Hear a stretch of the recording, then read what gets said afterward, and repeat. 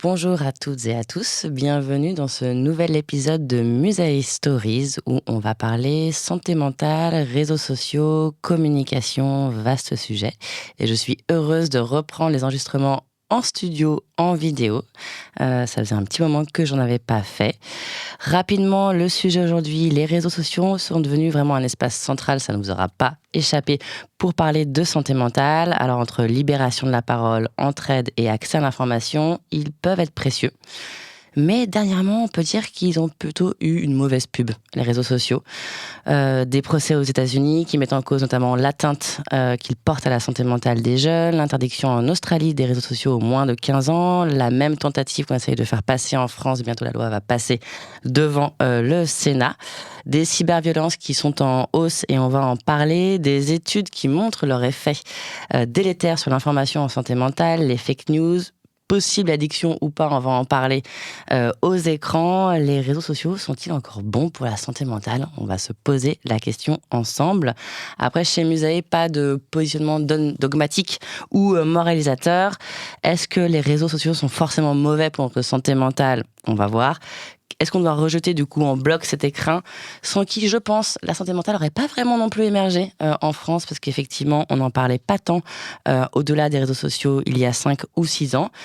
Est-ce que tout simplement ça veut dire que le sujet de la santé mentale est un sujet de communication à part et qu'on doit prendre des précautions, qu'on doit s'informer sur ce sujet parce que c'est un réel sujet scientifique? Autant de questions qui ne vont pas rester sans réponse au détour de ce podcast. Aujourd'hui, j'ai le plaisir de recevoir Caroline Barré-Villeneuve, coordinatrice au 3018, la ligne d'écoute dédiée aux victimes de cyberviolence de l'association e-Enfance. Bonjour Caroline. Bonjour, merci de me recevoir. Avec plaisir. Et Michael Worms-Herminger, chercheur, enseignant, consultant et auteur notamment d'un ouvrage qui va nous intéresser en fil rouge de cette discussion, Communiquer en santé mentale, repères pour de nouvelles stratégies et pratiques, presse de l'EHESP qui est sorti récemment en 2026, février 2026. Merci beaucoup. Comment ça va, Michael ? Très bien, toujours un plaisir de se retrouver. Ça fait effectivement un petit moment qu'on n'a pas fait un podcast ensemble, même si on a déjà fait quelques-uns, notamment dans ce studio. Tout d'abord, pour commencer un petit peu de contexte, un petit peu de réalité terrain, Caroline, je me tourne vers toi. Est-ce que tu peux nous expliquer alors déjà ce que fait l'association et ce que fait la ligne d'écoute plus spécifiquement 3018 et aussi quels sont les types d'appels que vous recevez dernièrement? Est-ce qu'il y a des nouveaux types d'appels ou est-ce que vous ne voyez pas de nouvelles tendances forcément par rapport à notre sujet aujourd'hui? L'association e-Enfance, elle a été créée en 2005, donc elle a fêté ses 20 ans l'année dernière. Nos sujets, c'est le harcèlement et les violences numériques dans tout ce que ça peut comporter. On a au sein de l'association un pôle prévention qui intervient dans toute la France devant les élèves, leurs parents, les professionnels sur nos sujets. On est joignable donc par téléphone ou via le chat de l'application 3018 qu'on peut très facilement télécharger. Et je recommande vraiment ça pour les jeunes, d'avoir l'accès à l'application puisque les jeunes nous contactent beaucoup plus par chat que par téléphone. Voilà. Et donc, la ligne d'écoute et le chat sont uniquement ouverts aux jeunes ou également à leurs parents ? Alors, c'est ouvert pour tous les sujets qui concernent les jeunes jusqu'à 25 ans, mais du coup, c'est ouvert également aux parents et aux professionnels qui se poseraient des questions sur nos sujets, tout à fait. Ok. Et quels sont les types d'appels que vous recevez ? Enfin, s'il y a 3 grands types d'appels ou de souffrances pour lesquelles on vous appelle, quelles sont-elles ? J'ai tendance à dire que, par exemple, la journée, on a beaucoup d'appels de parents sur des questions de harcèlement scolaire, puisqu'on est identifié comme dispositif, comme faisant partie du dispositif phare, donc le dispositif de lutte contre le harcèlement à l'école. Et en parallèle de ça, on a le harcèlement à l'école et les violences numériques. Donc, ça va être cyberharcèlement, en lien avec le harcèlement à l'école. On a également des appels de violences numériques. Et là, ça peut être très large. Beaucoup d'appels, on aura le temps d'en parler, mais beaucoup d'appels avec des images notamment à caractère sexuel de mineurs. Et donc, forcément, du lien avec la santé mentale, la honte, tout ça. Ok, super. Michael, toi, dans le cadre de ton travail, notamment des recherches par rapport à ton dernier ouvrage, est-ce que tu as observé ces dernières années une évolution des troubles ou des formes de souffrance psychique liées en fait à l'utilisation ou à la communication en santé mentale sur les réseaux sociaux ? Alors, l'émergence de nouveaux troubles, pas spécialement. On le voit, les troubles psychiques restent les mêmes. C'est quand même relativement stable. On ne voit pas non plus, contrairement à ce qu'on pourrait penser, une explosion, un tsunami de troubles psychiques.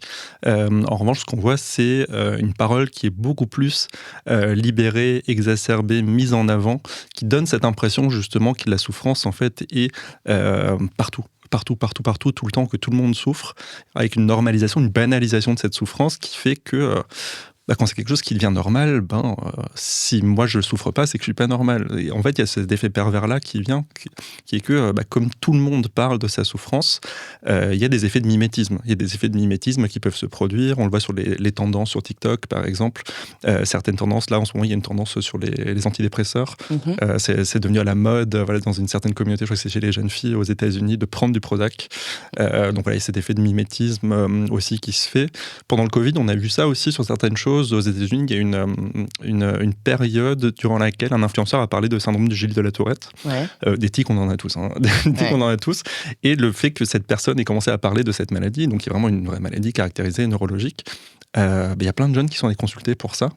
Il n'y a jamais eu de suivi derrière, parce que quand l'influenceur a commencé à perdre en visibilité, tout a disparu.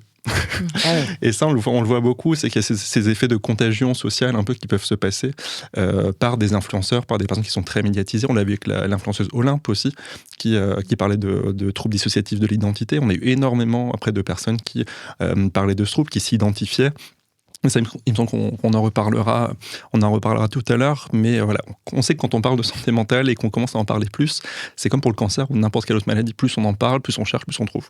Oui, effectivement. Mais en tout cas, il n'y a pas d'apparition de nouveaux troubles psychiques comme on a tendance effectivement à le dire. Il peut y avoir des nouvelles formes d'expression, comme par exemple pour les troubles des conduites alimentaires, il y a ce qu'on appelle aujourd'hui l'orthorexie ou la bigorexie. Oui. Alors, ce n'est pas des troubles qui sont caractérisés psychiatriquement, mais c'est des troubles du comportement alimentaire qui s'expriment de manière spécifique. La bigorexie, par exemple, ça va être chez les hommes qui vont avoir un critère de masculinité, un critère de beauté qui va être le muscle, avec justement l'obsession de manger des protéines, d'aller au sport tout le temps, etc. C'est comme pour la dépression, on a des expressions qui sont différentes selon les hommes et les femmes. Les hommes, ça va être plus l'alcool, les comportements violents. Les femmes, ça va être plus de la tristesse, du repli sur soi. Donc voilà, c'est des expressions qui sont souvent genrées, qui dépendent de l'âge aussi, ou du contexte socio-culturel, mais des troubles en soi, le noyau du trouble reste le même. Oui, en fait, c'est un catalyseur de l'expression finalement de la souffrance et qui finalement a pour conséquence de développer ou non un trouble psychique. Et encore, c'est pas uniquement grâce aux réseaux sociaux ou à cause des réseaux sociaux qu'on peut avoir, qu'on peut être concerné par un trouble psychique. Après, il y a une autre tendance aussi qui est intéressante, je trouve, c'est celle de l'autodiagnostic, où on a parlé en introduction, la santé mentale, c'est un sujet qui a aussi émergé avec les réseaux sociaux. Et personnellement, je trouve que c'est tant mieux parce que c'est un sujet dont on a pu s'emparer. Après, c'est un sujet complexe. Est-ce que vous constatez dans les appels que vous pouvez recevoir ou toi dans tes recherches qu'il y a une espèce de continuum entre ces contenus, des tendances à l'autodiagnostic et donc une souffrance psychique? Je ne sais pas si je commence ou si tu veux y aller. Je peux répondre sur... En fait, je pense que ça dépend. Sur le côté autodiagnostic... Nous, on le voit sur le volet harcèlement à l'école, beaucoup même de parents ou d'enfants eux-mêmes vont dire « Ah, mais mon harcèlement, il est parce que je suis TDAH ou parce que je suis... » Donc ça, il va y avoir la recherche d'étiquettes aussi, parce que ça permet d'expliquer, ça permet de se reconnaître et de trouver d'autres gens comme soi. Donc on voit ça. Et puis sur le volet continuum, en fait, il y a un peu un truc de renforcement plutôt. C'est-à-dire que plus on va mal et plus on consomme des contenus sur les sujets qui nous intéressent, de notre souffrance, etc., plus l'algorithme il propose aussi ce genre de contenu et du coup, tout ça se renforce en fait mutuellement. Ouais, c'est une espèce de cercle vicieux. Effectivement, plus on cherche, on trouve, mais plus on cherche, on trouve d'autant plus facilement, notamment avec l'algorithme de TikTok qui nous enferme aussi dans des spirales de contenu sur le même sujet et souvent délétères, parce que l'algorithme aussi a tendance à capitaliser sur la fragilité émotionnelle des gens. Et du coup, est-ce qu'on constate, toi, de ton point de vue, Mickaël, ce continuum entre contenu, autodiagnostic et souffrance psychique chez les jeunes notamment. Sur les contenus, il y a vraiment une explosion des contenus santé mentale, tu l'as dit, ça a vraiment émergé, une bulle au moment du Covid ou juste après, où il y avait des contenus de qualité qui vont émerger, des choses sérieuses, et forcément il y a eu cette brèche qui s'est ouverte dans le marché, qui a fait que c'était le sujet bankable sur lequel il fallait intervenir, faire plein de trucs, etc. C'était l'endroit où on pouvait faire du fric, en gros. On l'a vu avec toutes les startups qui se sont créées aussi, qui ont toutes fait faillite depuis, mais d'ailleurs les investissements des startups avaient explosé dans la santé mentale après le Covid, et ça a fait pchit, parce que justement, beaucoup de choses étaient juste là pour faire du fric, et il n'y avait quand même pas grand chose de sérieux derrière. Tu veux dire pas grand chose de scientifique derrière ? C'est ça. Okay. Donc ça on le voit aussi, cette explosion de contenus qui vont souvent être hyper simplistes en réalité, parce que sur les réseaux on cherche à capter l'attention là, maintenant, tout de suite. Et c'est ce qu'on voit souvent, c'est ces 5 signes cachés qui montrent que tu as un TDAH, ce qu'on ne te dit pas sur l'autisme, etc. C'est des accroches typiques de comptes qui veulent happer votre attention. Et forcément, il y a ce qu'on appelle l'effet Barnum, c'est comme l'horoscope. Quand tu lis un horoscope, tu peux être sûr à quasiment 100% que tu te reconnais dedans. Oui. Mais oui, c'est vrai, aujourd'hui, c'est passé ça et c'est passé ça. Parce que c'est des assertions qui sont tellement vagues que tu peux les appliquer à peu près n'importe quoi. Et les troubles psychiques, ce qui est, entre guillemets, pervers, c'est que les symptômes des troubles psychiques sont des choses du quotidien. Être fatigué, moins manger, plus manger, être irritable, etc.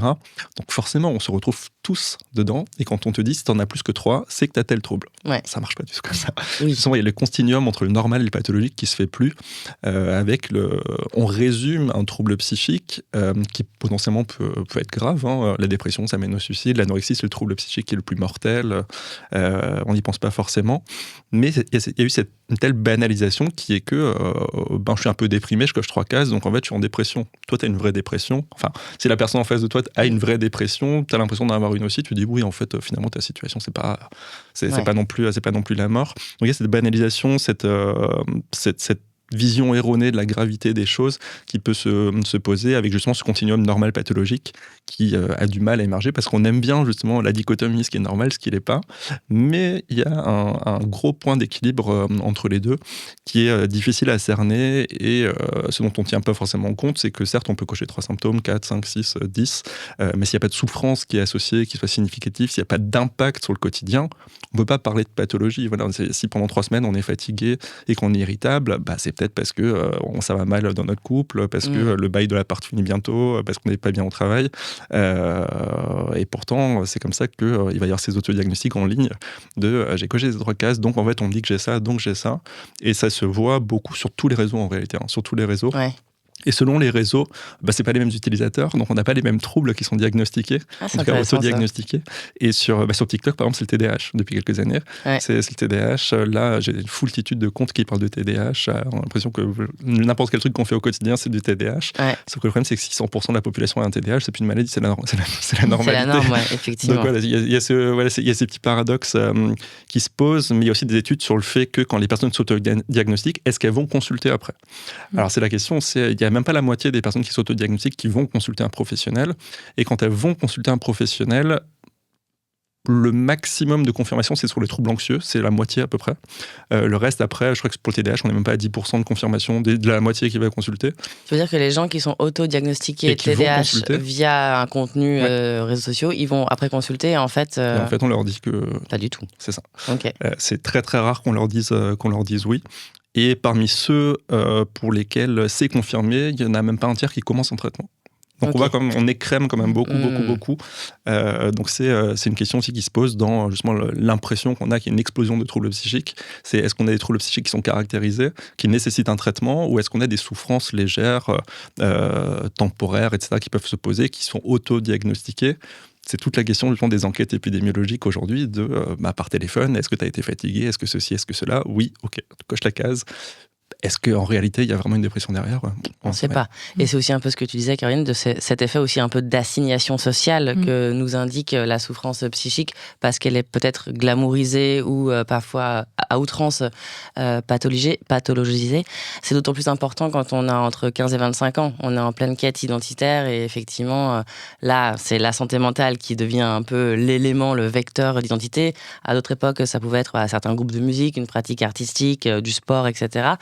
Dans le documentaire Influence mortelle, qui est passé sur France Télévisions récemment, où on voit notamment le 30-18, on voit qu'il y a certaines influenceurs, influenceuses qui jouent aussi un peu là-dessus et qui en fait capitalisent finalement sur cette glamourisation de la santé mentale pour en fait commencer à mettre en place des systèmes d'emprise, notamment sur leur audience, et leur audience se sentent obligés, à juste titre ou légitime ou pas, de en fait mettre en scène, expliquer, relater en fait leur souffrance psychique. Est-ce que ça, c'est des types d'appels que vous recevez de plus en plus? Est-ce que vous constatez en fait un petit peu ce côté déliquescence des gourous de la santé mentale justement sur les réseaux sociaux qui ont un impact sur vous, vos appels? Nous, on a très peu d'appels sur ces sujets-là parce qu'on est appelé quand il y a de la victimation, en fait, quand on a une victime de quelque chose, donc harcèlement ou une cyberviolence. Par contre, on se rend compte que quand on creuse avec les jeunes, que ça reste des sujets, c'est-à-dire que si par exemple on a un jeune qui nous appelle parce qu'il est victime de harcèlement, au fur et à mesure de l'appel, ça va dérouler et en fait on se rend compte que sa santé mentale, elle est pas au top. En fait, ça peut même aller jusqu'aux crises suicidaires, hein. C'est quelque chose que les écoutants chez nous, ils gèrent toutes les semaines. Du coup, quelquefois on creuse et c'est aussi, ils font partie de ce genre de groupe. Je pense notamment à l'influenceuse Ophénia qui est connue pour ça, qui génère de l'engagement. Déjà, il y a les algorithmes qui génèrent de l'engagement, mais si en plus les influenceurs le font avec des enfants qui sont de plus en plus jeunes aussi, c'est-à-dire que aujourd'hui, les enfants, ils ont accès à Instagram, à TikTok, à Snapchat. Ils mentent sur leur âge, ils y vont. Et puis, ils ont accès à des personnes comme Ophénia qui appellent en direct des enfants de 8 ans pour leur conseiller sur tel ou tel sujet. Ouais. Notamment santé mentale. Notamment la santé mentale. Ouais. Et oui, ça pose question. Et qui continuent de leur écrire par des canaux privés, etc. Ouais. C'est-à-dire que c'est non-stop. Ouais. Donc ça peut pas aider à aller mieux, en tout cas, ça c'est sûr. Parce que c'est vrai qu'on on parle, en tout cas je parle beaucoup de TikTok, mais il y a aussi d'autres réseaux sociaux, Instagram et WhatsApp aussi, clairement, j'imagine, pour vous, est l'un des, finalement, c'est un réseau social où il y a le plus, finalement, de cyberviolence. C'est un des réseaux sociaux où il y a le plus de cyberviolence, en effet. Le problème étant que c'est chiffré de bout en bout et que nous, on a des difficultés pour signaler sur ce genre de plateforme parce que du coup, nous, au 30-18, on a une capacité de signalement prioritaire auprès des plateformes. C'est-à-dire que toutes les plateformes avec des contenus, donc c'est le cas avec Instagram, Snapchat, TikTok, tout ça, lequel vous pensez, on peut demander la suppression des comptes et des contenus préjudiciables avec l'URL, l'identifiant, etc. Et WhatsApp, on a du mal parce que c'est chiffré de bout en bout et que on se cache un peu derrière ça pour dire qu'on ne sait pas ce qui s'y passe. Mais on sait que WhatsApp, les enfants dès 6 ans, ils sont sur WhatsApp. Parce que c'est le groupe classe, vous voyez ? Le groupe classe, ouais. On s'échange des choses sur WhatsApp. Et puis, même cette semaine, on a eu un cas, je vous le dis, c'est vraiment tout frais de cette semaine, on a eu un cas de groupe santé mentale sur WhatsApp. Et c'était des échanges sur l'automutilation, etc., entre des jeunes de 13 ans. Tout seul, hein, il n'y avait pas d'adultes dans le groupe. Ouais. Donc oui, on est sur ça, on rencontre ce genre de choses tous les jours au 30-18, nous. Ouais, donc il y a quand même une incitation effectivement à la violence physique et mentale via ces réseaux sociaux cryptés ou non, fermés ou non. Est-ce que aussi ces réseaux-là, ils ont un impact dans l'exposition répétée au contenu anxiogène? C'est-à-dire que notamment dans les mécanismes de cyberviolence qui, j'ai l'impression, fait la différence par rapport au harcèlement, alors classique entre guillemets, qui a lieu dans une enceinte scolaire, qui a lieu dans un lieu physique. La problématique des cyberviolences et du cyberharcèlement, c'est le côté systématique. En fait, il y a pas de frontières, c'est tout le temps, c'est jour et nuit, c'est dans le pro, c'est dans le perso, c'est à l'école, c'est à la maison, etc. Et est-ce que du coup, avec ces réseaux sociaux, vous avez eu un pic en fait des appels? De toute façon, nous, on traite les cyberviolences depuis 2005. Donc, depuis 2005, l'association, elle a vu les cyberviolences évoluer, puisqu'il n'y avait même pas Facebook, je pense, en 2005. Ouais, 2007. En France. Donc, voilà, ça vous donne un panel de tout ce qu'on a pu voir évoluer. Et tous les jours, on voit des nouveaux phénomènes arriver. On essaye de rester alerte sur ces sujets-là. Mais oui, aujourd'hui, le harcèlement à l'école... Donc, comme je vous disais, il y a beaucoup de parents qui nous appellent pour le harcèlement à l'école de leurs enfants, et c'est le travail aussi des écoutants de dire mais est-ce que ça continue en ligne ? Parce qu'il y a des parents qui sont au courant de ce qui se passe à l'école, parce qu'il y a des adultes qui sont au courant de ce qui se passe à l'école. Mais sur Snapchat, si c'est le groupe classe ou le groupe de copains qui s'est retourné contre un élève, il n'y a personne il n'y a pas d'adulte pour venir superviser ce qui se passe. Donc en fait, les parents ne sont pas au courant. Ouais. Et donc oui, en effet, ce continuum-là, ça ne s'arrête jamais. C'est-à-dire, on rentre à la maison après l'école et ça continue. Le même groupe ou d'autres groupes, parce qu'en plus, on se met en danger avec des gens qu'on ne connaît pas, en plus, sur Internet. Ouais. Nous aussi, ça fait partie d'un gros travail des écoutants de venir dire aux parents vous laisseriez pas un enfant rentrer. À une époque, on disait à la génération d'avant la camionnette avec les bonbons, etc. Et aujourd'hui, les enfants, ils se baladent à 7 ans sur Roblox, tout seuls, en ligne avec des adultes. En 1 minute, ils sont contactés par des pédocriminels aujourd'hui. Ouais. Donc oui, tous ces sujets-là, et les parents sont pas au courant, et ça impacte forcément la santé mentale. D'où l'importance effectivement d'en parler sur comment fonctionnent aussi ces réseaux et ces plateformes pour que les parents puissent aussi se sensibiliser, savoir maîtriser. On n'a pas beaucoup parlé de TikTok. Moi, j'aimerais bien parler de Reddit aussi.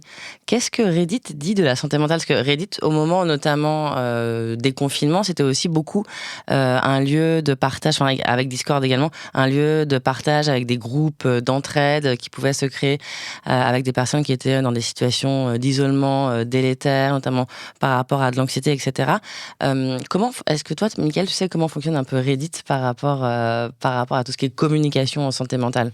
Ça fonctionne comme un forum assez classique, où il y a des groupes qui échangent sur des sujets particuliers. Mais c'est vrai que c'est l'aspect communautaire autour d'un sujet qui va vraiment prédominer. Et là, pour le coup, je parlais tout à l'heure du trouble le plus autodiagnostiqué sur TikTok, c'est le TDAH.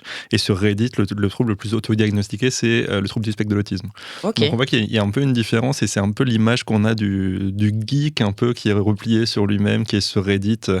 C'est quand même des communautés très particulières qui sont sur Reddit. Voilà, ça va être souvent des personnes qui sont qui travaillent dans l'informatique, dans des métiers d'ingénierie, souvent des garçons. Et c'est vrai qu'on a cette typologie en fait de personnes qui se retrouvent plus fréquemment. Mais après, ça marche comme sur tous les autres réseaux sociaux. Il y a du positif, des groupes justement qui permettent de se soutenir, de partager avec des pairs une expérience, d'obtenir des conseils qui sont pas toujours adaptés, qui peuvent être dangereux, et d'autres groupes dans lesquels il va y avoir de la violence en termes d'humiliation, etc. Mais en tout cas, moi, de ce que je vois plus de choses positives, en tout cas sur Reddit, que sur les autres réseaux sociaux. Est-ce que c'est à cause de la modération ? Il me semble qu'il y a des groupes qui peuvent être modérés par des personnes du groupe. Donc on a déjà quelque chose qui se met en place quand ça ne respecte pas la philosophie justement bienveillante et autres. Donc il faudrait peut-être regarder un peu du côté de Reddit pour voir comment c'est modéré, comment la plateforme fonctionne, pour peut-être tirer des leçons des autres. Mais Reddit n'a pas le souci promotionnel avec l'Instagram, avec l'algorithme, etc. Ça reste un forum où on va s'engager où on veut, on parle si on veut, etc. Il n'y a pas forcément beaucoup d'images, c'est souvent beaucoup du texte. Donc il n'y a pas cette comparaison non plus, par exemple, par rapport au corps. On ne partage pas des photos de vacances absolument géniales, retouchées par IA, etc., pour faire croire qu'on a une vie de rêve. Donc il y a moins ce côté-là aussi, comparaison sociale qui peut se poser. On est sur des sujets qui sont plus de l'ordre de l'intime, mais de l'intime sincère. Ouais. Oui, et du partage d'informations. Et effectivement, il n'y a pas aussi non plus cette logique de l'économie de l'attention qui font le beurre des algorithmes pour le coup. Par rapport à tout ce qui est effectivement la manière dont on peut s'exprimer aussi sur les réseaux sociaux, il y a également un avantage, c'est que ça peut aussi donner des représentations de personnes ou concernées par un trouble psychique ou alors par le cyberharcèlement. Est-ce que vous, dans vos campagnes Côté 3018, les prises de parole de type de personnalités comme Salomé Saké qui a pris la parole, donc journaliste qui a pris la parole sur son cyberharcèlement, notamment sur Instagram, je crois, ou alors Magla, streameuse vidéo qui a pris la parole sur son cyberharcèlement sur Twitch. Est-ce que ces prises de parole, vous voyez un impact en fait sur les appels ou sur les manières effectivement dont on peut peut-être plus facilement reconnaître une cyberviolence ou plus facilement la dénoncer ? Comme je vous disais, nous, on va on demande aux personnes pourquoi est-ce qu'elles nous appellent, où est-ce qu'elles ont trouvé l'information pour trouver le 30-18. Mais c'est rare que on sache précisément c'est suite à l'intervention de telle personne à tel endroit. Mais on sait, nous, on travaille beaucoup au 30-18 aussi pour être connus, pour que le numéro soit connu. Et pour ça, on travaille avec des parrains influenceurs. Donc, on sait que ça a un impact forcément sur le fait que les jeunes, ils ont besoin que ce soit des gens comme eux. Et donc, les influenceurs, ils ont l'impression que c'est des gens comme eux qui leur parlent aussi de ces sujets-là pour que ça les concerne. Ça, c'est sûr. Oui, et pour justement contrer un peu ces mécanismes d'emprise, pour le coup, délétères dont on parlait juste avant, et avoir effectivement d'autres représentations et d'autres modèles. Idem sur la santé mentale, sur typiquement... tu parles dans ton livre, Michael, de la prise de parole de Stromae. Il y a quelques années, c'était en 2021-2022, où Stromae était venu faire la promotion de son nouvel album L'Enfer sur un JT de TF1 à 20h. Et donc, il parle de ses pensées suicidaires. Et nous, dans l'écosystème santé mentale, et moi la première, je dis mais c'est super. En fait, quelqu'un qui prend la parole sur en plus le tabou des tabous de la santé mentale, à savoir le suicide. Et je me suis dit, voilà, ça va en fait libérer la parole, certes, mais aussi inciter à l'écoute, à aller chercher de l'aide, etc. Est-ce que c'est vrai ça, ou est-ce qu'on se leurre en pensant ça ? C'est vrai, c'est faux. Okay. c'est nuancé. Ouais. Moi, j'aime bien la nuance, mais pour le coup, et tu parles de Stromae, moi aussi, j'étais super content qu'il y ait ce sujet qui soit abordé. Il y a même le directeur de l'OMS qui avait fait un tweet pour féliciter Stromae. Donc, ça avait vraiment eu un impact mondial. Mais il y a un petit problème, c'est que, je sais pas si j'ai regardé avec mes étudiants récemment la vidéo, et ils m'ont dit, mais en fait, on se rend compte qu'on passe de bonjour Stromae à j'ai eu des idées suicidaires sans aucune précaution qui est prise, sans annoncer que la chanson allait parler de ça. Alors qu'il y a des personnes qui sont en souffrance, qui regardent le JT. Le JT TF1, c'est le JT le plus regardé d'Europe. Donc clairement, il y a des personnes qui sont en souffrance, qui sont aussi devant le JT, qui voient plein de catastrophes juste avant, et en plus qui tombent sur Stromae après, qui parle de ses pensées suicidaires. Et Stromae finit la chanson, il sourit, et c'est fini. Aucune ressource, rien qui a été donné. Et c'est ça le principal problème quand on parle de suicide, c'est de donner des ressources. C'est un des seuls trucs en fait qui fonctionne, ou d'en parler de manière neutre, responsable, etc. Il n'y a pas de ressources qui ont été données. Tu veux dire aucun 31-14 par exemple, qui a ligne d'écoute ? Le 31-14 avait ouvert 3 mois plus tôt, si je ne me trompe pas. Donc clairement, c'était l'occasion d'en faire de la pub. L'occasion d'en faire de la pub à grande échelle, sur une chaîne de grande écoute. Rien. Rien du tout. Et donc il y a eu des études justement sur qu'est-ce qui s'est dit sur les réseaux sociaux. Non, là c'était notamment sur Twitter, ce qui s'est dit sur les réseaux sociaux après cette chanson, parce que c'était pas une prise de parole, finalement c'était une promotion d'un single. Oui, c'est vrai. Il l'a dit lui-même, la semaine d'après, quand on lui a posé la question, il a dit c'était pas du tout le but de faire la prévention du suicide. Non, moi je faisais la promo de ma chanson. Donc il y a aussi les intentions des gens et ce qu'on leur prête comme intention. Et finalement, en fait, le 31-14 a été évoqué à peine quelques dizaines de fois sur Twitter ensuite, parce que c'était pas connu, alors c'était l'occasion de le faire connaître. Et il n'y a pas eu d'explosion des appels au 31-14 après. En revanche, alors là, il faut faire très gaffe parce que c'est une série temporelle et puis voilà, il peut se passer des événements et ensuite il y a d'autres choses qui arrivent. Est-ce que c'est lié ou pas ? Mais en tout cas, le lendemain de la chanson de Stromae au JT, il y a eu une hausse des hospitalisations pour tentatives de suicide, en tout cas pour gestes auto-infligés, durables. On voit sur le calendrier, on a vraiment la ligne continue, Stromae, et ça augmente. Et c'est assez impressionnant à quel point ça corrèle vraiment temporellement. Est-ce que c'est lié ? Alors, on sait pas. On peut supposer que oui, parce que c'est vraiment le timing qui est hyper précis. Mais voilà, de se dire, on parlait de suicide sans aucune précaution, c'est un effet qui est hyper documenté. C'est l'effet Werther de contagion suicidaire. De dire de parler de suicide d'une star, c'est pareil, c'est glamorisé, il va y avoir plein de trucs, oui, dans sa baignoire, machin, blablabla. On l'a vu avec Loana, l'appétence, est-ce que c'est un suicide ou pas ? Ce voyeurisme qu'on a, de dire, en fait, la personne a mis fin à ses jours, il y a plein de souffrances autour, voilà, il n'y a pas de cause unique, et pas donner les moyens létaux comme on peut le faire dans les médias, il s'est jeté de tel pont à tel endroit et machin. Tu veux dire ne pas donner les détails, Parce que ça aussi, on sait que les médias sont la principale source d'information sur les moyens de suicide par les personnes qui font des tentatives de suicide. La première source d'information, c'est comment les autres ont fait dans les articles en fait, qui ont été relayés. Les médias et les réseaux sociaux, du coup, Ouais. j'imagine aussi maintenant. C'est ça. Et donc, en fait, il y a plein de questions qui se posent. Donc, certes, d'un côté, quand c'est bien fait, quand ça paraît sincère, quand ça paraît authentique, ça peut avoir un effet positif, parce que le témoignage, il peut aider les personnes quand il paraît authentique, quand il est perçu comme authentique, similaire à soi. C'est quand même pas ce qu'on voit trop quand les célébrités prennent la parole. Là, on a vu Maïtena Biraben qui a témoigné de son diagnostic de trouble du spectre de l'autisme, concomitamment à la promotion de sa pièce de théâtre. On voit ça en fait avec chaque célébrité. En fait, dès qu'il y a une pièce de théâtre, un album, etc. qui sort, vous pouvez être sûr que 2-3 jours avant, il y a l'interview santé mentale. Et donc ça devient un truc un peu un marronnier comme ça qui paraît ne plus du tout être authentique, qui est un peu le passage obligé pour la promo. En gros, c'est l'argument marketing. Moi aussi, j'ai eu ceci, cela. Jérémy Ferrari aussi avait témoigné de son trouble de l'usage de l'alcool. Ouais. Et dans un de ses spectacles, justement, il y a une blague là-dessus. C'est un spectacle où il invite d'autres humoristes. Ouais. Et un humoriste qui lui dit oui, une façon, toi, depuis que tu as dit que tu étais alcoolo, t'en fais commerce, tu étais en baisse de régime, puis personne t'écoutait, t'as dit ça, et puis maintenant tu retrouves des clients, en gros. Et donc, en fait, lui-même riait dans un sketch de ça, du fait à quel point ça sert, en fait, la promotion artistique, le fait d'aborder ce type de sujet qui est très bankable aujourd'hui. Donc, ça peut avoir des effets positifs sur les personnes que ça atteint, mais ça peut avoir aussi des effets négatifs de l'autre côté. Personnes qui disent oui, pourquoi il parle de ça, on s'en fout, et puis lui, il a les moyens d'accéder à des soins, comme Nicolas Demorand, qui dit dans son bouquin qu'il peut appeler son psychiatre matin, midi, soir, et qu'il lui répondra sans aucun problème, qu'il a essayé des trucs, mais ça le faisait chier, donc il a arrêté. Ça veut dire à quel point ce témoignage il va servir Madame X qui habite au fin fond de la Creuse, qui est au RSA. Ça va pas du tout lui servir. Oui, c'est pas les mêmes conditions, effectivement, socio-économiques. Donc il y a du positif et du négatif. Quand il y a de l'identification et des ressources qui sont fournies, et des ressources qui sont accessibles et acceptables aussi, ça peut être positif, mais de l'autre côté, il y a aussi toujours le versant négatif de quand on parle mal d'un sujet, ça peut provoquer des souffrances. On constate la même chose sur les cyberviolences. Des gens effectivement qui tenteraient d'en parler bien et finalement c'est pas bien amené parce que pas de ressources, typiquement parce que pas le 30-18 associé effectivement à la prise de parole ou parce que pas d'éléments pour apprendre à distinguer ce qu'est un contenu potentiellement cyberviolent. Ou pas forcément. Non, je pense pas.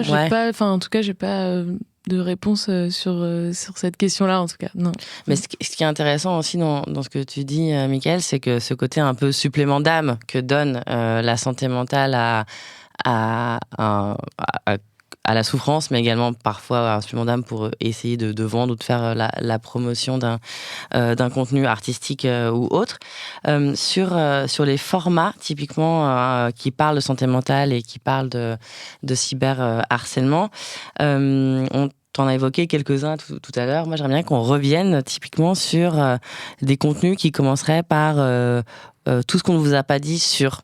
Est-ce que ces contenus, ça peut être aussi des manières d'adopter les codes des réseaux sociaux pour tenter aussi de faire de la sensibilisation et de diffuser finalement des contenus qui, de prime abord, si on entre direct par le contenu scientifique, en vrai, on sait que les gens, ils vont pas cliquer. Et c'est normal, parce qu'ils sont profanes du sujet, quoi.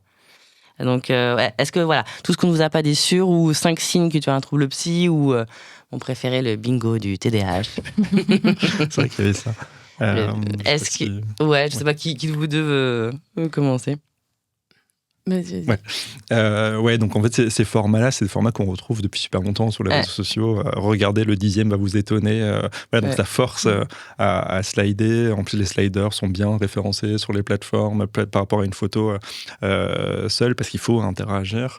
Oui, en fait, souvent ça commence même quasiment par une rhétorique complotiste en réalité, donc on veut savoir, de dire tout ce qu'on t'a pas dit, en fait t'es malade mais tu le sais pas parce qu'on te le cache, etc. Il y a quasiment cette rhétorique complotiste qui fait qu'on a envie d'en savoir plus en réalité, donc on va regarder et puis forcément on va se reconnaître. T'arrives pas à te concentrer pendant une réunion qui dure plus de 4 heures, oui, c'est juste normal en fait. La réunion est trop longue, les réunions doivent durer 45 minutes max. Une réunion à 7h30 du matin, oui, TDAH ou pas, oui, c'est compliqué, ça emmerde tout le monde. Mais pour le coup, oui, ces formats-là, ils pourraient être exploités d'une certaine manière par des institutions, justement pour essayer d'éveiller la curiosité, de dire attirer les personnes justement vers des contenus sérieux par ce biais-là, avec toujours la limite qui est que quand c'est une institution qui communique, il y a ce truc un peu, c'est l'État qui gère, on ne sait pas trop ce qu'il y a derrière, ce truc de complotisme un peu aussi parfois, de quand c'est l'État, c'est parce qu'on veut manipuler, etc. Et je trouve que sur la psychiatrie, il y a beaucoup de critiques de ce type-là. Donc c'est une question, mais il me semble que c'est la Fédération Addiction qui avait fait ça il y a une quinzaine d'années. Ouais. Ils avaient créé un compte sur Instagram d'une fille qui s'appelait Louise Delage, si je ne me trompe pas. Ah oui, c'était génial cette campagne. Ouais. Et et en fait, c'était un compte d'une jeune fille influenceuse qui mettait plein de photos super cool de vacances, de soirées, etc. Et elle a eu plein de followers d'un coup. Et ça s'est bien suivi. Au bout d'un moment, en fait, je sais plus exactement comment ils ont fait, mais ils ont dit, vous avez rien remarqué en fait sur ce compte-là. Et en fait, sur chaque photo, la fille avait un verre d'alcool à la main. Et c'était, je trouve, cette campagne de sensibilisation justement à l'alcool, à quel point il est présent partout, il est normalisé, à quel point on s'en rend même plus compte. Il y a 500 photos, sur les 500 photos, elle est en train de picoler. Et en fait, ça nous fait rien. Et je trouvais ça vraiment pas mal, surtout que c'était il y a pas mal de temps. C'était il y a 10 ans, ça, ouais. Et là, de nos jours, en 2026, il y a pas grand-chose en fait qui s'y apparente. Mais attends, juste pourquoi selon toi elle est intéressante cette campagne ? Pourquoi elle marche ? Pourquoi elle marche ? Parce que ça passe d'un moyen détourné en utilisant les codes justement qui sont appréciés de suivre quelqu'un qui a une vie super cool, des belles photos, etc.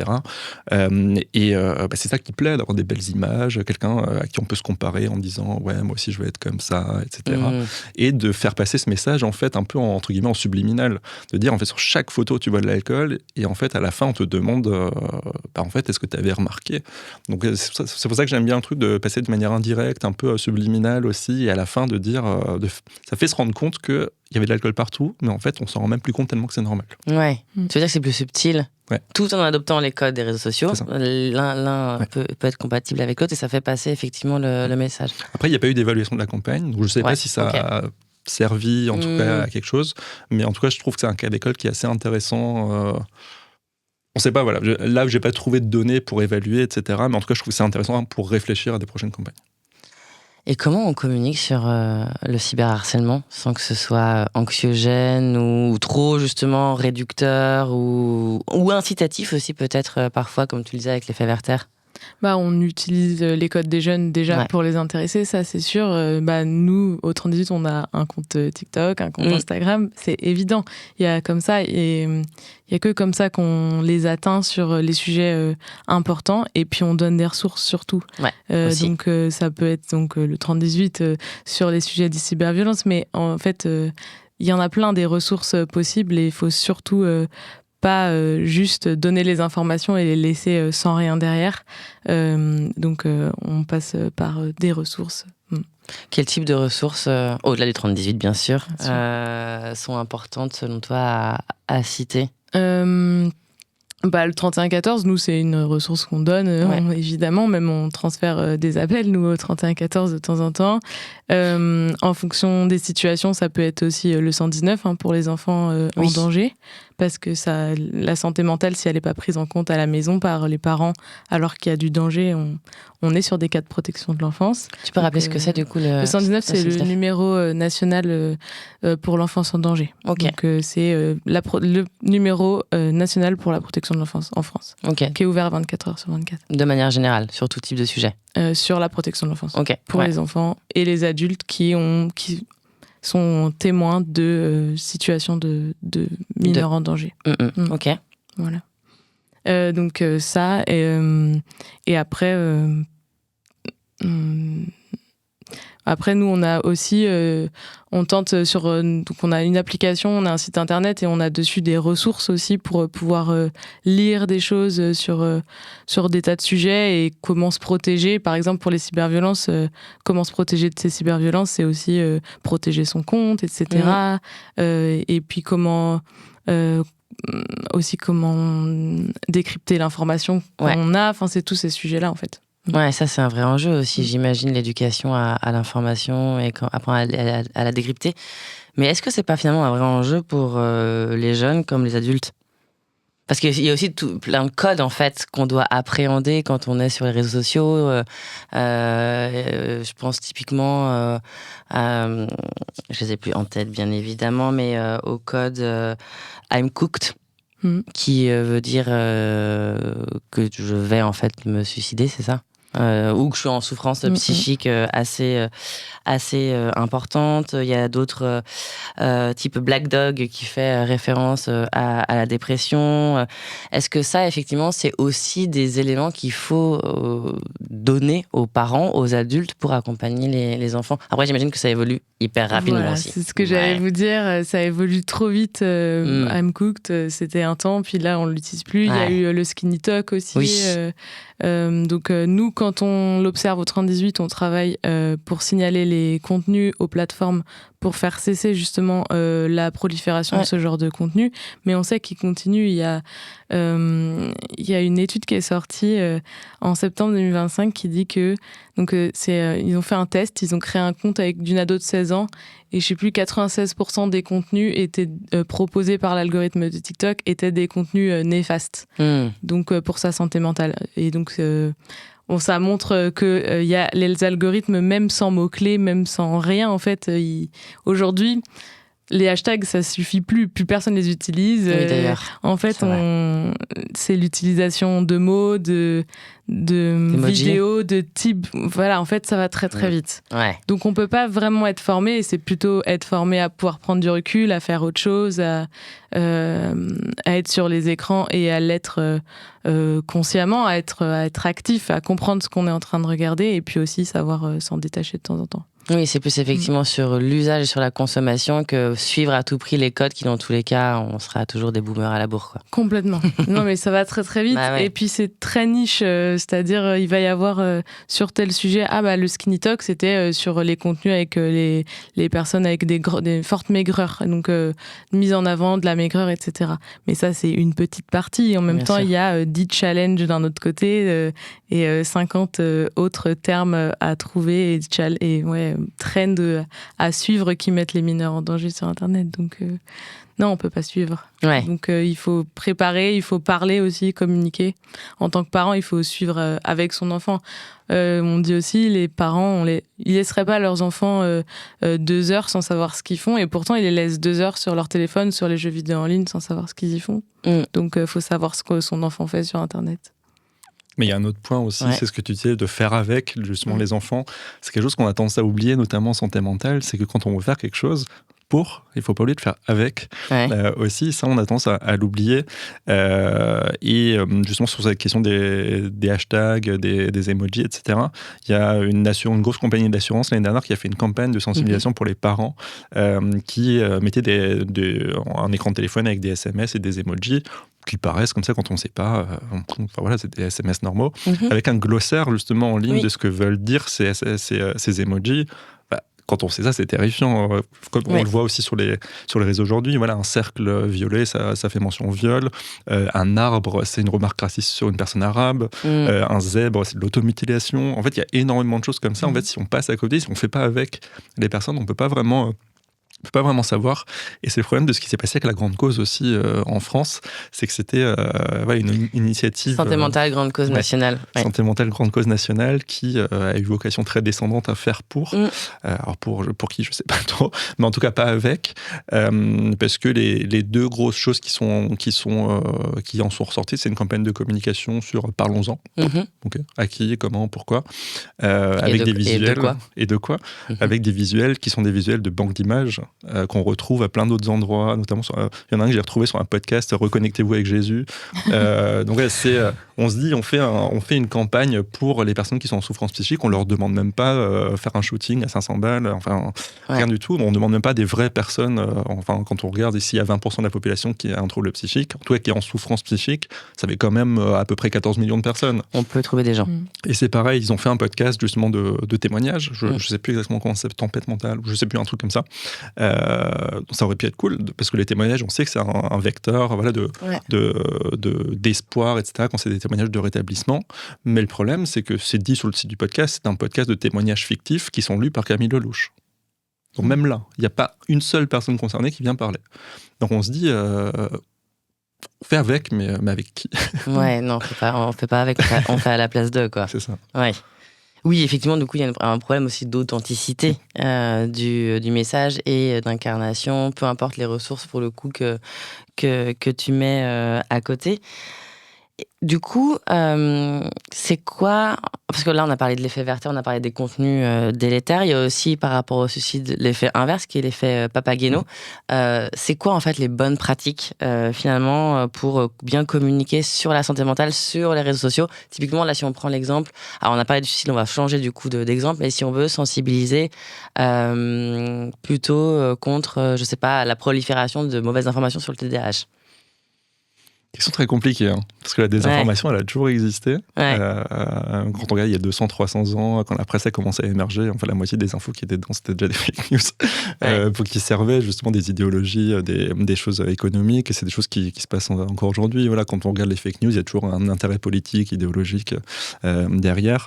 Et c'est un peu le problème, c'est qu'on a ce biais de confirmation qui est en nous, qui fait que quand il y a une info qui nous plaît, en fait, qu'elle soit vraie ou pas, en fait, on s'en fout. Elle correspond à nos croyances, donc en fait, elle sera vraie pour nous. C'est ce qu'on voit sur à peu près tous les sujets. Hein. Là, pour le coup, on a l'impression qu'il y a une explosion de troubles psy depuis le Covid dans la population. Quand tu as la moindre info qui va te dire, qui va aller dans ce sens-là, tu vas dire, bah oui, c'est horrible. Et quand tu as une info qui est un démenti de Santé publique France qui va te dire, bah en fait, on s'est planté il y a 4 ans, il n'y a pas du tout d'augmentation des troubles anxieux. Non, mais c'est n'importe quoi. C'est, en fait, si ça ne correspond pas à la préconception qu'on a, c'est difficile. Et puis, on sait aussi aujourd'hui que faire du debunking a posteriori, c'est pas très efficace parce que les personnes qui vont écouter le debunking et y croire, c'est des personnes qui sont déjà susceptibles de se remettre en cause. Okay. Donc le mieux, je sais plus, je crois que c'était Ursula von der Leyen qui disait ça, du pré-bunking, ou je sais pas comment elle disait, justement de s'assurer en amont que l'info est vraie, mais ça c'est, enfin n'importe qui peut produire de l'information aujourd'hui, de quelque chose qui s'y apparente. Donc c'est un peu le problème, mais quand on est dans la presse, justement la presse, les institutions ont aussi une grosse responsabilité, ils sont aussi vecteurs de pas mal de mésinformations pour le coup, des données qui sont réinterprétées, qui sont, vous regardez un article dans Libération, dans le Figaro, ils vont traiter de la même chose de manière totalement différente. Le même chiffre voudra dire deux choses différentes. Donc de voir aussi à quel point il y a cette responsabilité des journalistes, cette responsabilité des institutions. Par exemple, on a tous les ans Santé publique France qui publie un rapport avec le top 10 des moyens de suicide. Enfin, c'est quoi l'intérêt avec le top 10 ? C'est comme ça, c'est comme ça, c'est comme ça, c'est génial. Enfin, pas c'est génial, mais en tout cas, voilà, c'est le classement, quoi, le top 10 du suicide. À quoi ça sert ? À quoi ça sert concrètement ? Certes, pour les médecins, ça peut servir, les épidémiologistes, etc. Dans un souci de transparence, on le rend au grand public. Le seul truc, c'est qu'on sait c'est une source d'information pour les personnes qui sont suicidaires. Donc, il y a cette question aussi éthique à avoir de qu'est-ce qu'on dit dit pas, à qui on le dit. Voilà, le ciblage, c'est aussi extrêmement important. Donc, c'est des questions qui se posent et qui sont extrêmement compliquées. Là, le gouvernement veut s'engager contre la désinformation. Il y a eu un comité qui a été créé, etc. Et le problème, c'est qu'on sait que lutter contre la désinformation, ça ne fait pas changer le comportement. Il y a eu pas mal d'études sur ça, sur les vaccins. Des personnes qui étaient anti-vax, on a réussi à les convaincre que si, c'était bénéfique, etc. C'est pas pour autant qu'elles sont allées se faire vacciner derrière. Donc voilà, on peut un peu changer des croyances, mais ça ne se traduit pas forcément ni en attitude et encore moins en comportement. Donc c'est aussi la question qu'on se pose aujourd'hui, c'est est-ce que ça sert vraiment à quelque chose de dépenser autant d'énergie en réalité dans la lutte contre la désinformation, parce qu'en fait elle sera toujours là, elle se réinventera. On parlait de Skinny Talk, ça a été interdit, la semaine d'après c'est revenu avec un autre mot. Oui. Donc c'est toute la question, et la question des professionnels aussi, parce qu'on a tendance à le passer sous tabou, mais il y a beaucoup de professionnels qui sont source de mésinformation et de désinformation. Je me rappelle une table ronde à laquelle j'étais il y a 2 ans au salon infirmier sur la désinformation en santé. Ouais. Il y a une grosse hype autour d'une étude qui disait que la danse c'était plus efficace que les antidépresseurs, etc. C'est relayé partout par tous les acteurs, y compris très sérieux. Je leur disais en fait cette étude elle est pourrie. Et tous les résultats sont faux, il y a des trucs qui ont été mal codés, des trucs qui ne sont même pas possibles en termes d'ordre de grandeur, etc. Donc en fait, tous les résultats étaient faussés et c'était un peu n'importe quoi. Et d'ailleurs, il y a une nouvelle étude qui a été faite après en disant, en fait, on a vraiment fait les résultats, c'est pas du tout ça. Et elle continue à être relayée encore par des médecins aujourd'hui en disant, oui, les antidépresseurs, ok, mais faut bouger, faut faire de la danse, vous verrez, ça va vous faire beaucoup de bien, etc. De continuer à relayer ces choses-là. Donc, on sait qu'elles sont fausses, on sait qu'elles sont absurdes, mais ça continue, voilà, parce que ça correspond un peu à l'ère du temps, de dire faut bouger, etc. Mais en fait, quand t'es en dépression sévère, dire va danser, tu peux même pas sortir de ton lit. Oui, donc, c'est bien gentil. Si t'arrives à danser, c'est que tu vas déjà mieux. En fait. Non, c'est clair. Donc, et puis c'est hyper culpabilisant aussi pour les personnes. Il y a cette question des professionnels aussi, qui ont. à qui souvent donne un peu un gage de sérieux, un peu une sorte d'autorité intellectuelle. Enfin, Henri Montagnier, qui est co-prix Nobel pour la découverte du VIH, était quand même un fervent anti-vax, qui a quand même été très décrié à raison les dernières années. Voilà, c'est parce qu'on a un prix Nobel qu'on est forcément en lien avec ce qui est dans les données de la science. Et justement, dans cette campagne du gouvernement, c'est cette semaine qu'un article est sorti justement sur à quel point l'éducation nationale fait intervenir des gourous et des charlatans à l'école parce qu'ils sont débordés par... enfin, il n'y a plus de médecins scolaires, il n'y a plus de psychologues scolaires, etc. Donc, ils font venir des coachs, des gourous, etc. Au même moment que justement le gouvernement recommençait à communiquer sur la désinformation, notamment en santé, en même temps, on apprend que l'éducation nationale fait venir des praticiens charlatanesques dans les écoles. Donc, à un moment... Ouais, oui, si effectivement personne ne s'y met, ça va être complicado. Et du coup, vous pensez que, vu qu'on a l'air un petit peu désemparé, là, qu'il faut du coup interdire les réseaux sociaux ? Vous en pensez quoi de cette loi en termes d'efficacité ? Alors, on peut pas... De toute façon, interdire, on sait. Ça marche pas. Interdire, c'est pas protéger. Tout ça. Voilà, je pense que ça a déjà été... ça a été dit. Je pense que c'est important aujourd'hui que... Donc aujourd'hui, il y a le règlement européen, donc le DSA, qui demande aux plateformes d'identifier et de limiter, en tout cas de faire baisser les risques systémiques qu'il y a sur leur plateforme. En fait, il faut en faire en sorte que ce règlement soit appliqué. On est bien d'accord, c'est d'abord ça. Et il y a déjà des choses qui sont en place aujourd'hui sur certaines plateformes qui essayent de protéger de mieux en mieux les mineurs, c'est-à-dire, je pense notamment aux comptes ados d'Instagram ou qu'il y a sur TikTok, ou des systèmes de contrôle parentaux qui sont de plus en plus développés. Le problème qu'il y a aujourd'hui sur cette question-là, c'est la vérification d'âge.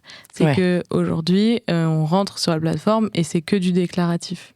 Donc, s'il y a des plateformes qui font une estimation de l'âge avec, en fonction du contenu qu'on regarde, de ce qu'on envoie, de ce qu'on commente, etc., ils vont poser la question « Ah, est-ce que vous seriez pas mineur ?» C'est le cas de YouTube notamment.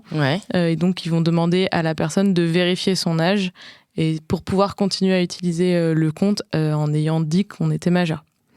Mais il y a des comptes où il n'y a rien. On dit juste... on met juste une fausse date de naissance et c'est bon, on y est et on a accès à tout sans plus d'informations. Donc, moi, je pense qu'il faut d'abord implémenter la vérification d'âge et faire en sorte que ça fonctionne.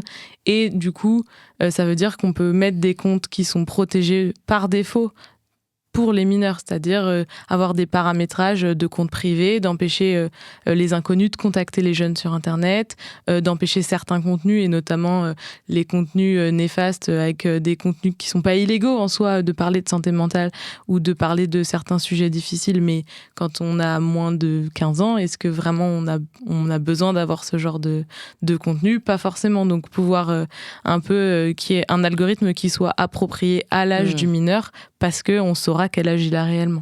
En fait, qu'on ait un algo par effectivement typologie de personnes, idéalement. C'est ça, ou en tout cas qu'on puisse choisir, même en tant que parent, tel algorithme, qu'est-ce qu'on veut comme contenu, etc. Aujourd'hui, on peut le faire si le parent il est formé sur les contrôles parentaux, ce qui est quand même un vaste sujet, parce qu'il y a le contrôle parental intra-application. Sur TikTok, il y a un contrôle parental, sur Instagram, il y a un contrôle parental, sur Snapchat, il y a un contrôle parental, etc. Il y a un contrôle parental sur le téléphone, il y a un contrôle parental auprès des fournisseurs d'accès à Internet. Bon, il y a plein de parents, ils savent pas faire ça et nous, on essaie de les aider au 30-18, on aide les parents à dire vous pouvez installer telle ou telle chose, vous pouvez mettre ça ou ça en place. Mais il y a plein de parents, les parents qui nous appellent, c'est qu'ils se posent la question, il y a plein de parents qui se posent pas la question. Il y a une responsabilité des plateformes de protéger leurs utilisateurs pour éviter que les utilisateurs mineurs aient accès à des choses auxquelles ils sont pas censés avoir accès. Et c'est dans ce sens-là que les récents procès aux US vont aussi, en montrant que les plateformes ne sont pas juste des diffuseurs de contenu, on fournit des tuyaux, effectivement, et après, peu importe ce qui se passe dedans, mais qui ont également un impact sur la santé mentale des jeunes, enfin des jeunes et des gens aussi en réalité.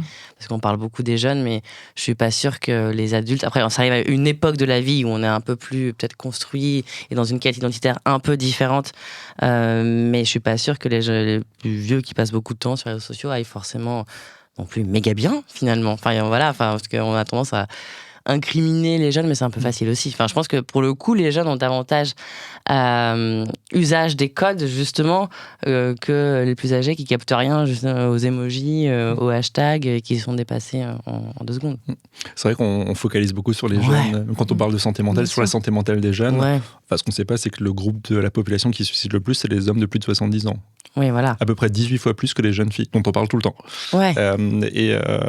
Parce qu'on est sur des petits effectifs, donc forcément, si on passe de 1 à 2, ça fait plus 100%. Oui, forcément. C'est ça. Bon, je caricature, hein, mais pour le coup, voilà, quand on parle des jeunes, ça fait toujours quelque chose. Voilà, quand il y a besoin de parler d'une guerre, on va mettre la photo d'un enfant qui est blessé, qui est mort. On ne mettra jamais la photo d'un vieux. Voilà, on a besoin de susciter l'attention, de susciter l'empathie, presque la compassion en mettant en avant les jeunes. Sauf que ce qu'on oublie, c'est qu'on est des adultes et on a nos propres biais de perception depuis des millions. Enfin, vous savez quoi, ça fait 1,2 million d'années que Homo sapiens existe. Depuis lors, c'était toujours mieux avant. C'était toujours mieux avant. Et ça, on s'en rend pas forcément compte. Parfois, même quand j'en parle, il y a des personnes qui sont dans le domaine, qui ont fait des études, etc., qui ont une profession intellectuelle supérieure. Enfin, voilà, des personnes qui sont censées avoir pris conscience de tous ces biais, etc., qui me disent non, mais aujourd'hui, c'est quand même horrible avec la guerre, le changement climatique. Moi, quand j'étais jeune, donc dans les années 80-90, c'était pas comme ça. Et du coup, je leur ressors en fait tout ce qui s'est passé à ce moment-là. Mais non, mais c'est pas pareil. Oui, non, c'est pas pareil parce que tu avais 10 ans et tu t'en rendais pas compte, en fait. Et on a ces projections qu'on fait sur les jeunes, justement, sur... Il y avait une étude, justement, qui a été faite sur les parents et leurs ados. On demandait aux parents à quel point est-ce que vous pensez que votre ado va mal. On avait 3/4 des parents qui disaient qu'ils pensaient que leur ado allait mal. Et quand on posait la question aux ados, ils étaient 3/4 à dire qu'ils allaient très bien. Donc on a cette projection d'adulte qui est que ça va aller mal dans l'avenir pour nos jeunes, avec un peu cette responsabilité de dire c'est moi qui l'ai mis au monde, dans quel monde je l'ai mis, et puis tout va mal, etc. Sauf qu'il y a plein de choses qui vont bien. La recherche avance, et il y a des avancées sociales. Alors certes, il y a toujours des reculs, hein. On l'a vu dans toute l'histoire, là, ça fait comme ça. Parfois, il y a des petits creux, mais ça continue. Pour l'instant, la trajectoire est quand même très positive dans le monde. On a tendance à plus trop s'en rendre compte. L'extrême pauvreté, ça n'existe quasiment plus. Les famines, ça n'existe quasiment plus. C'est la scolarisation des enfants, des jeunes filles, etc. a explosé. L'accès aux soins partout dans le monde. On s'en rend pas compte parce qu'on regarde un peu à très court terme en fait ce qui va se passer entre 2023 et 2024. Oui, mais en fait, si depuis 40 ans ça augmente et que d'un coup il y a une petite baisse et que l'année d'après ça reprend, on va se concentrer sur cette petite baisse. Ouais. Et c'est ce qu'on voit sur le suicide, par exemple. Ça fait à peu près 30 ans que le suicide est en baisse tous les ans. Le nombre de décès par suicide en France est en baisse. Je crois que ça a baissé d'à peu près 40% depuis les années 90, malgré les nouvelles codifications qui tendent à justement augmenter le nombre de cas qui sont signalés. On a quand même une baisse qui est énorme. Et ce sur quoi on se focalise, c'est qu'entre 2023 et 2024, il y a eu plus 50 cas. Ok, mais c'est pas la première cause de mortalité des jeunes ? C'est la deuxième, après les accidents de la route. Mais le problème, c'est que les jeunes ne meurent pas beaucoup. Voilà, oui, c'est ce que tu précises dans ton livre. Ce qu'on dit toujours, c'est quand on parle en pourcentage ou quand on parle en gros, c'est par rapport à quoi. C'est vrai que si tu dis une augmentation de prix de 50%, tu passes de 1 euro à 1,50 €. C'est pas pareil que de 100 à 150. Donc voilà, c'est % de quoi. Et deuxième, par rapport à quoi, c'est vrai, on sait pas ce que ça veut dire. Oui, ok. Et avant, on parlait pas de santé mentale et maintenant on en parle et c'est quand même pas plus mal aussi, y compris sur les réseaux sociaux.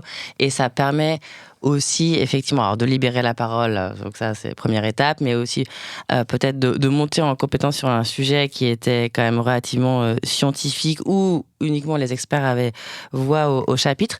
Pour donner quelques ressources justement aux personnes qui nous écoutent pour apprendre peut-être à mieux utiliser et à mieux repérer certains contenus qui peuvent délétères. Quelques questions courtes qui réclament peut-être des réponses un peu courtes.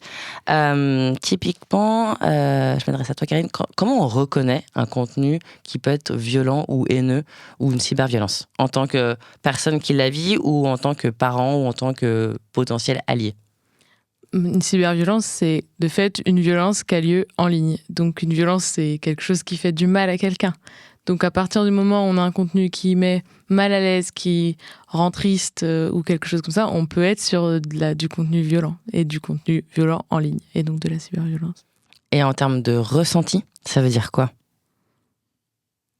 Ça veut dire se sentir triste, se sentir isolé, peut-être que se sentir son estime personnelle remise en cause, ou alors tout ça. Ouais, tout ça. Ouais. Et aussi ce qu'on disait aussi en intro, se vouloir peut-être se faire du mal, l'automutilation, etc. Exactement, évidemment. Ok. Comment on peut aider un proche qui est exposé à ces contenus ? Déjà, en fonction de la situation, c'est l'écouter, ne pas le juger et tenter de ne pas le culpabiliser. Même si c'est difficile parce qu'on peut le faire sans s'en rendre compte. Ouais. Mais en tout cas, voilà, l'idée c'est dire je t'écoute, je te crois et je vais t'aider et de quoi tu as besoin pour que je t'aide. Ok. Ça, c'est déjà la base. Et quand ça se passe en ligne, nous, les premiers conseils qu'on donne, s'il y en a 3, c'est capturer les preuves, signaler les comptes, les messages et bloquer la personne pour éviter qu'elle puisse continuer de s'en prendre à la victime. Et après, je dirais contacter le 3018. Mickaël, comment on reconnaît un bon contenu santé mentale sur TikTok ? Bonne question. Bonne question. Je dirais surtout qu'on peut reconnaître un mauvais contenu quand il met trop à l'aise, justement, au début, quand c'est trop... ça, c'est moi. Genre, au bout de la première seconde, ça, c'est moi, c'est tout à fait moi, donc je vais continuer à écouter, etc. Sauf cas exceptionnel, la plupart du temps, c'est pas du tout ça. Ouais, quand c'est trop simpliste, quand c'est trop... général de je veux parler à tout le monde pour que tout le monde s'y reconnaisse, etc. Ça peut être du contenu développement personnel, etc. Oui, pourquoi pas, pour essayer d'apprendre à se connaître. Mais dès que ça parle de maladie et que c'est simpliste, non, la santé, c'est pas A plus B égale C, hein, c'est quand même beaucoup plus compliqué que ça. Donc les contenus santé mentale, quand ils sont bons, en général, ils sont nuancés. Ils vont pas être dans des affirmations cash, c'est comme ça, etc. Mais le problème, c'est que quand la nuance, c'est chiant. Nuance, c'est chiant. On aime bien oui ou non. Quand tu dis peut-être, c'est foutu. Donc c'est le problème, c'est que il faut voir le bon contenu en termes qualitatifs et en termes de forme, parce qu'un bon contenu en termes de forme ne sera pas forcément qualitatif en termes de fond. C'est des choses que certaines personnes essayent d'adresser comme problème. Il y a Culture Psy, par exemple, que tu avais interviewé aussi, qui a un compte Instagram et TikTok, donc c'est un psychologue et sa compagne qui est étudiante en psycho, mais bientôt diplômée psychologue, qui font des contenus dynamiques un peu avec les codes de TikTok, etc. Des contenus qui sont sérieux sur la santé mentale, où justement ils débunkent pas mal de trucs sur le TDAH, le TDI, HPE, HPI, etc. Où ils font ce debunk de c'est super à la mode sur les réseaux, mais en fait à un moment, il va falloir qu'on vous dise que il n'y a rien derrière. Donc il y a ces personnes, des comptes de ce type-là qui sont bien parce que justement elles apportent cette nuance.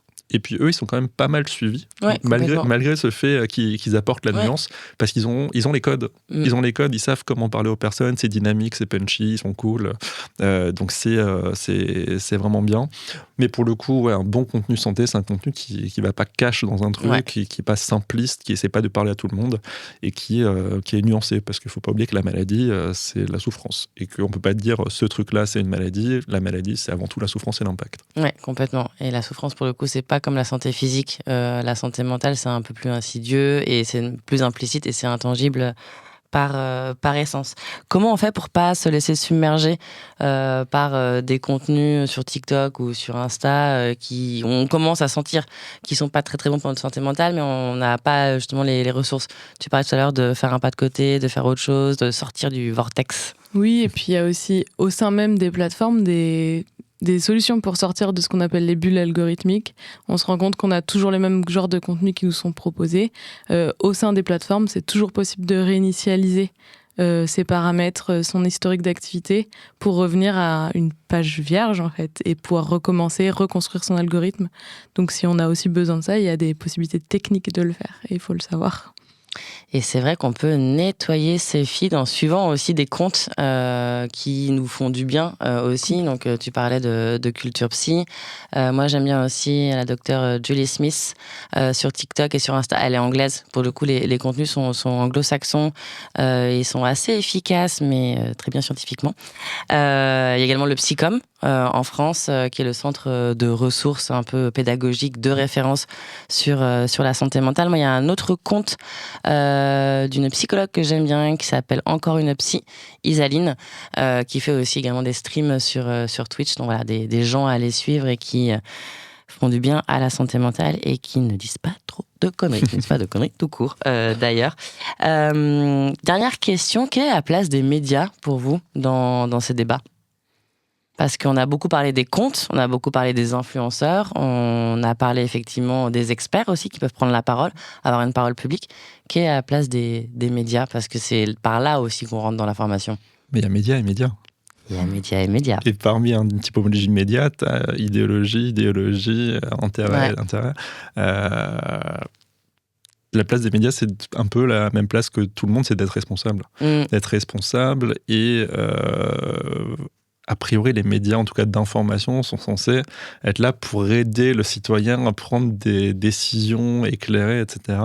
Comme dans l'extrême inverse, aujourd'hui, on devrait être CNews, etc. Pas du tout pour que le citoyen prenne des décisions éclairées, plutôt très sombre.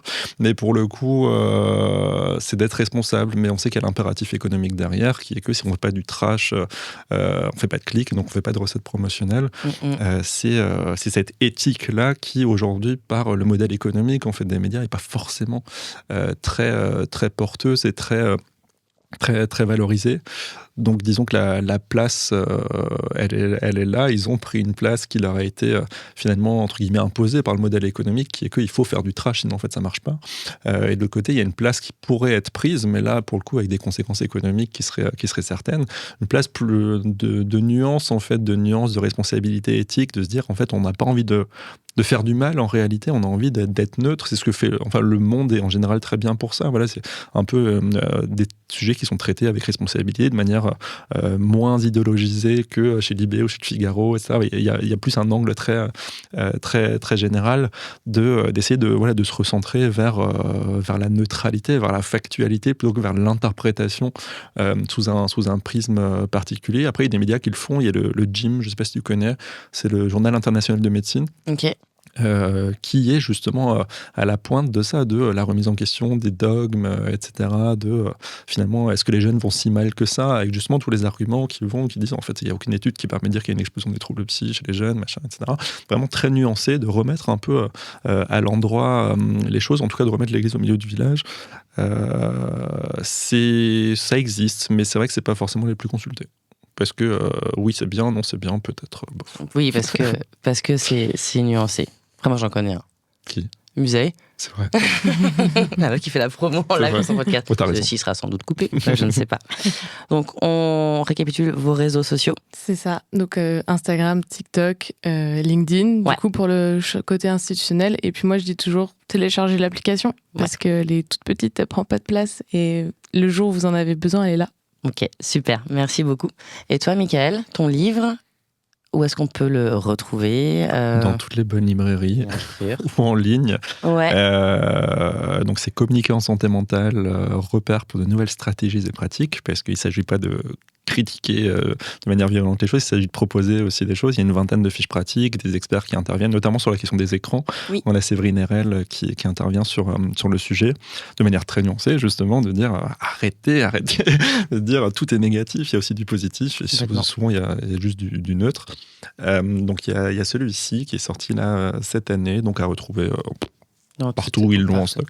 Ouais. Il y a Vivre avec un trouble de santé mentale qui est sorti en 2023, donc c'est plus témoignages, essais sur l'expérience de la maladie. Sinon il y a le podcast Les mots bleus. Ouais. Le podcast Les mots bleus qui est sur toutes les plateformes gratuitement, et les retranscriptions pour ceux et celles qui préfèrent lire ou qui ne peuvent pas entendre. Super. Merci beaucoup. Merci à vous deux d'être venus. Merci.